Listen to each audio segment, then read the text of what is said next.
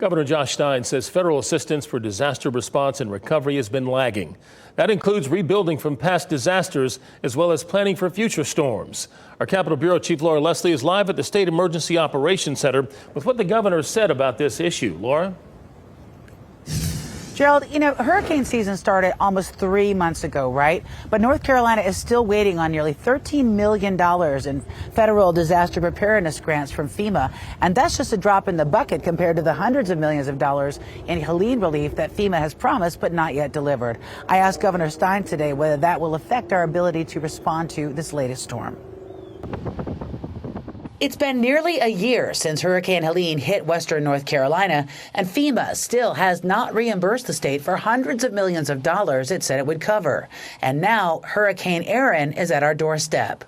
Can you talk about whether that's going to impact our ability to respond to Erin? And, has the federal government been a good partner in getting ready for this hurricane season? Well, I want to acknowledge and express my appreciation to FEMA and the Department of Homeland Security.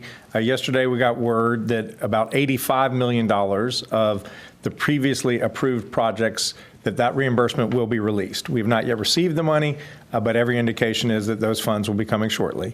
Now, we still have $100 million in other projects that are due for reimbursement, and it creates real financial strain, especially for the local governments, but also the state. Stein said the process is moving slower than usual, but he's hopeful the federal response will pick up more speed soon.